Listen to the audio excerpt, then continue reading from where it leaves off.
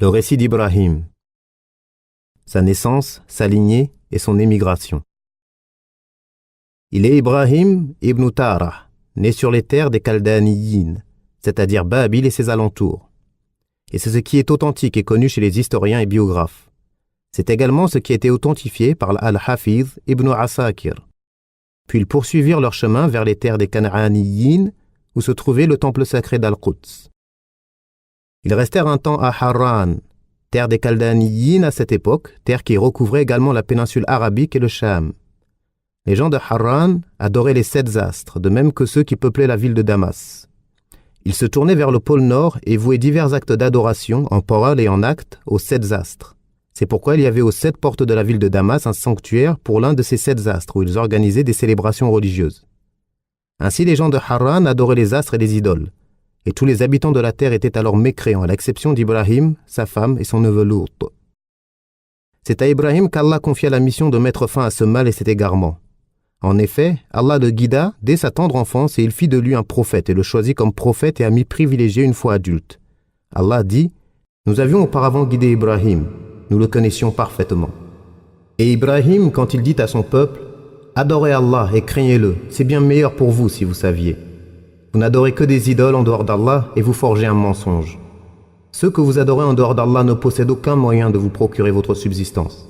Recherchez donc votre subsistance auprès d'Allah. Adorez-le et soyez reconnaissants envers lui, c'est vers lui que vous serez ramenés. Et si vous criez au mensonge, sachez que d'autres communautés avant vous ont aussi traité leurs prophètes de menteurs. Aux messagers, cependant, il n'incombe que de transmettre le message clairement.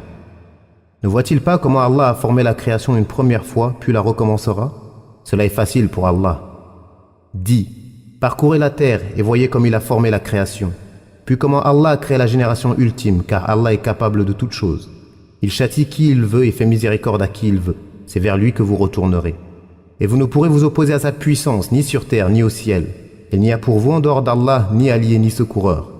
Et ceux qui ne croient pas au verset d'Allah et à sa rencontre, ceux-là sont ceux qui désespèrent de ma miséricorde, et ceux-là auront un châtiment douloureux.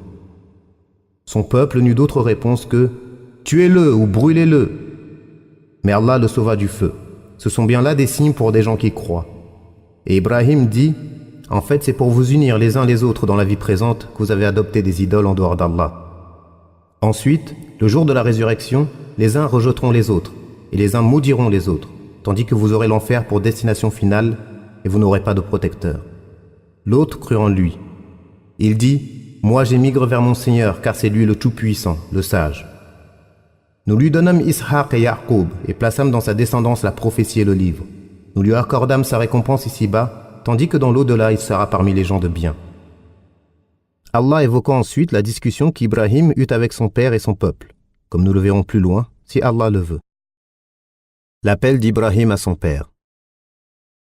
La première personne qu'Ibrahim appela à Allah fut son père qui, comme son peuple, adorait les statues, car il était la personne la plus en droit de ce conseil sincère. Ainsi Allah dit « Et rappelle dans le livre Ibrahim, c'était un véridique et un prophète. Lorsqu'il dit à son père « Ô mon père, pourquoi adores-tu ce qui n'entend ni ne voit et ne te profite en rien ? Ô mon père, j'ai reçu une science que tu n'as pas reçue. Suis-moi afin que je te guide sur une voie droite. Ô mon père, n'adore pas le diable, car le diable a désobéi au tout miséricordieux. Ô mon père, je crains qu'un châtiment venant du tout miséricordieux ne te touche et que tu ne deviennes un allié du diable. » Il dit « Ô Ibrahim, t'écartes-tu de mes divinités ? Si tu ne cesses pas, je te lapiderai et éloigne-toi de moi pour un long moment. » Ibrahim dit « Paix sur toi. J'implorerai mon Seigneur de te pardonner car il a toujours été bon avec moi. Je m'éloigne de vous et de ce que vous invoquez en dehors d'Allah et j'invoquerai mon Seigneur. J'espère ne pas être malheureux dans l'invocation que j'adresse à mon Seigneur. » Allah a mentionné le débat et la discussion qui eut lieu entre lui et son père, et de quelle manière il appela son père à la vérité de la plus douce des façons.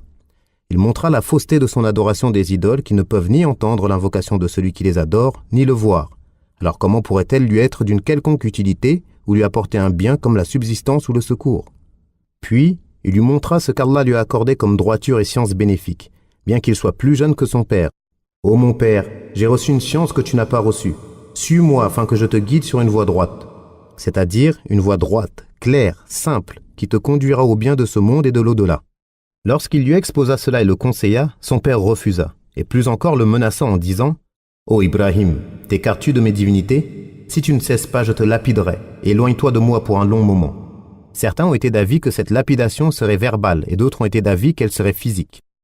À ce moment, Ibrahim dit à son père, « Paix sur toi », c'est-à-dire, je ne te causerai aucun tort, tu es préservé de mon côté, et il ajouta un bien en disant, « J'implorerai mon Seigneur de te pardonner, car il a toujours été bon avec moi. » Ibn Abbas et d'autres ont dit qu'Allah a été bon envers Ibrahim en le guidant vers son adoration et l'exclusivité de cette adoration. C'est pourquoi il dit, « Je m'éloigne de vous et de ce que vous invoquez en dehors d'Allah, et j'invoquerai mon Seigneur. J'espère ne pas être malheureux dans l'invocation que j'adresse à mon Seigneur. » L'éloignement vis-à-vis de son père. Ibrahim implora Allah de pardonner à son père conformément à sa promesse. Mais lorsqu'il lui apparut clairement qu'il était l'ennemi d'Allah, il s'écarta de lui, comme Allah dit. Ibrahim ne demanda pardon pour son père qu'en raison d'une promesse qu'il lui avait faite. Mais dès qu'il lui apparut clairement qu'il était un ennemi d'Allah, il le désavoua. Ibrahim était certes plein de sollicitude et indulgent. Abu Huraira rapporte que le messager d'Allah a dit « Au jour de la résurrection, Ibrahim rencontrera son père Ahazar, dont le visage sera couvert de poussière et de ténèbres. Ibrahim lui dira « Ne t'avais-je pas dit de ne pas me désobéir ?» Son père lui répondra « Aujourd'hui, je ne te désobéirai pas. » Ibrahim dira alors « Ô Seigneur, tu m'as promis de ne pas m'humilier au jour de la résurrection. Y a-t-il une humiliation plus grande que de voir mon père si éloigné de ta miséricorde ?» Allah lui répondra « J'ai interdit le paradis aux mécréants. » Puis on lui dira « Ô Ibrahim, qu'y a-t-il sous tes pieds ?» Il regardera et verra une hyène puante que l'on saisira par les pattes et qu'on jettera en enfer. Divergence concernant le nom du père d'Ibrahim. Allah dit « Lorsqu'Ibrahim dit à son père Ahazar, « Prends-tu des idoles comme divinité ? Je vous vois assurément toi et ton peuple dans un égarement évident. » Ibn Jarir a dit « Ce qui est authentique est que son nom est Ahazar, et il se peut qu'il ait eu deux noms, ou que l'un soit un nom et l'autre un surnom, et Allah est plus savant. » Son débat avec les adorateurs des astres. Allah dit « Ainsi avons-nous montré à Ibrahim le royaume des cieux et de la terre afin qu'il soit de ceux qui croient avec conviction. Lorsque la nuit l'enveloppa, il vit une étoile et dit « Voilà mon Seigneur. » Puis lorsqu'elle disparut, il dit « Je n'aime pas les choses qui disparaissent. » Il vit ensuite la lune se lever et dit « Voilà mon Seigneur. » Puis lorsqu'elle disparut, il dit « Si mon Seigneur ne me guide pas, je serai assurément du nombre des égarés. » Voyant enfin le soleil levant, il dit « Voilà mon Seigneur, celui-ci est plus grand. » Puis lorsqu'il disparut, il dit « Ô mon peuple, je désavoue tout ce que vous associez à Allah. Je tourne mon visage exclusivement vers celui qui a créé les cieux et la terre, et je ne suis pas de ceux qui lui donnent des associés. » Son peuple polémiqua avec lui, mais il dit « Polémiqueriez-vous avec moi au sujet d'Allah alors qu'il m'a guidé ? Je n'ai pas peur des associés que vous lui donnez. Je ne crains que ce que veut mon Seigneur. Il est celui qui embrasse tout de sa science. Ne vous rappellerez-vous donc pas ? Et comment craindrais-je les associés que vous lui donnez, alors que vous ne craignez pas d'associer à Allah ceux au sujet de quoi il n'a révélé aucune preuve ? Dites-moi donc lequel des deux parties a le plus droit à la sécurité si vous savez. Ceux qui ont cru et n'ont point entaché leur foi de quelque association, ceux-là ont la sécurité, et ce sont eux les bien guidés. Tel est l'argument par lequel nous donnâmes le dessus à Ibrahim sur son peuple. Nous élevons en degré qui nous voulons. Ton Seigneur est certes sage, et il sait tout. C'est ainsi qu'il débattit avec eux et qu'il leur démontra que les astres brillants visibles dans le ciel ne peuvent être des divinités ou faire l'objet d'un culte en dehors d'Allah. Ceci car ce sont des créatures administrées, soumises, assujetties, se levant puis se couchant, disparaissant de cet univers. Or rien ne saurait échapper au regard d'Allah et rien ne lui est caché. Il est l'Éternel, il n'y a aucune divinité digne d'adoration en dehors de lui et aucun véritable Seigneur que lui.